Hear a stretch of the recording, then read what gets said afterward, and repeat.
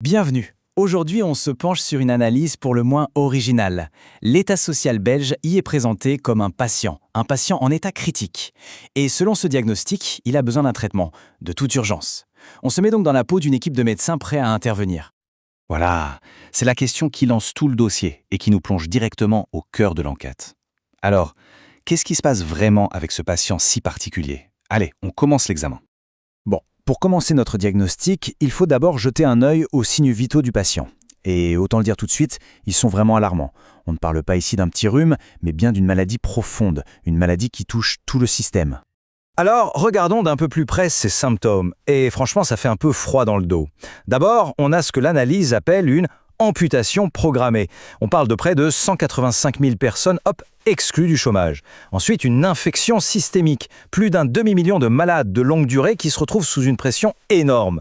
Et pour couronner le tout, une paralysie induite. 260 associations, qui sont un peu le système immunitaire de notre patient, se retrouvent complètement gelées. Le tableau clinique est sévère, c'est le moins qu'on puisse dire. Face à des symptômes aussi violents, une question se pose, évidemment. Mais pourquoi le patient ne réagit pas ? Pourquoi cette inertie ? Pour comprendre ça, il faut changer d'approche, passer du diagnostic physique au diagnostic psychologique. Parce que selon cette analyse, on a affaire à un véritable état de choc collectif. Et voici l'indice central, le petit détail qui permet de tout comprendre. Un simple ratio, 1 pour 120. Ça peut sembler un peu abstrait comme ça, mais c'est vraiment la clé de voûte de tout le diagnostic sur l'état mental du patient. Et voilà l'explication de ce fameux ratio. Regardez bien la disproportion. D'un côté, toute l'attention publique est focalisée sur 250 millions d'euros de fraude sociale. Une petite blessure, si on veut. De l'autre côté, on a une hémorragie massive, complètement passée sous silence, 30 milliards d'euros de fraude fiscale. C'est ce décalage hallucinant, ce 1 pour 120, qui crée une sorte de distorsion de la réalité. Le diagnostic officiel tombe alors, la sidération. C'est un terme qui vient de la psychiatrie et qui décrit un état de choc traumatique tellement intense que la personne est paralysée, incapable de réagir. Et pourquoi cette paralysie ? Eh bien parce que le citoyen est bombardé d'informations contradictoires, comme ce fameux ratio de 1 à 120 qui finissent par brouiller complètement son jugement. Bon, maintenant qu'on a le diagnostic, il faut trouver la cause.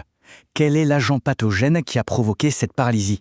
L'analyse pointe du doigt un coupable bien précis, un virus d'un genre un peu particulier. Les analystes derrière ce rapport ont même réussi à isoler la formule de ce virus. La voici, V égale E fois I fois F, le tout divisé par R. Une équation qui, d'après eux, permettrait de programmer la propagation d'une infection mentale à grande échelle. Décortiquons un peu cette formule. Le E, c'est pour émotion. On injecte une bonne dose d'indignation pour court-circuiter la pensée rationnelle. I pour identité. On construit un récit qui divise, un nous contre eux bien manichéen. F pour format. On choisit un vecteur de transmission super efficace, comme un reportage télé-choc. Et tout ça, on le divise par R, la résistance.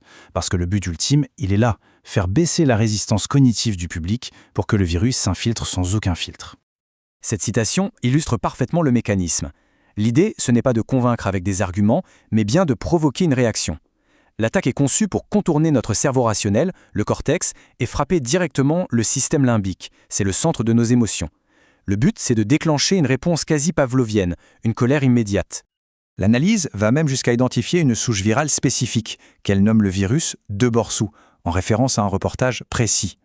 L'estimation, c'est que près de 411 000 téléspectateurs auraient été contaminés par ce récit, qui, apparemment, utilisait des techniques de montage assez discutables, comme le fait de réduire une longue interview à quelques secondes pour en changer complètement le sens.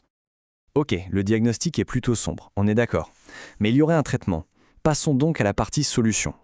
Face à cette pathologie, des outils chirurgicaux numériques auraient été développés pour organiser une contre-attaque citoyenne. Le premier outil, c'est le lead dexing. On pourrait voir ça comme un scalpel sémantique. En gros, c'est une technique de référencement, mais version offensive. L'idée, c'est que si on tape le nom d'un journaliste impliqué dans ce genre d'affaires, les premiers résultats de recherche ne soient plus sa page de promo, mais une analyse factuelle de ses potentiels conflits d'intérêts. C'est un détournement ciblé du paysage informationnel. Deuxième outil avec un nom assez provocateur, le connard-virus.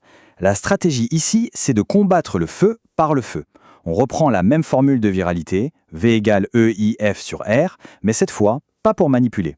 L'objectif, c'est de l'utiliser pour propager des informations factuelles, un contrepoison en quelque sorte, comme la vérité sur ce fameux ratio de 1 à 120. On retourne l'arme de l'ennemi contre lui. Et enfin, troisième outil, Truth Decoder. C'est plus qu'un simple site web. C'est ce qu'on appelle un jeu en réalité alternée. Ça transforme la contre-enquête en un jeu en utilisant toute l'esthétique du hacking et du cyberrenseignement. Le but, c'est de la pédagogie déguisée, une manière ludique de former une nouvelle génération de citoyens à l'analyse critique. Ces 3 outils ne sont pas juste des initiatives isolées. Non, ils font partie d'un plan de traitement bien plus large, une stratégie coordonnée sur plusieurs fronts pour tenter de guérir le patient et de restaurer sa santé démocratique. Ce protocole de soins se déroule en 3 phases, appelées les 3 guerres civiques. La première, c'est la guerre du récit. Il s'agit de saturer l'espace numérique avec des faits, des preuves, un contre-récit solide. La deuxième, c'est la guerre de la décidération. Réanimer l'esprit critique collectif grâce à des ateliers de décryptage des médias. Et la troisième, la guerre du prétoire. Utiliser l'arme de la justice, non seulement pour gagner des procès, mais aussi pour laisser une trace, pour documenter l'histoire. Alors, au final, quel est le pronostic pour notre patient? Eh bien, d'après cette analyse, son rétablissement dépend d'un changement fondamental de posture. Il faudrait passer du statut de spectateur passif, sidéré, à celui d'opérateur actif, vigilant. Autrement dit, l'idée est de mettre en place une forme de surveillance, mais une surveillance citoyenne.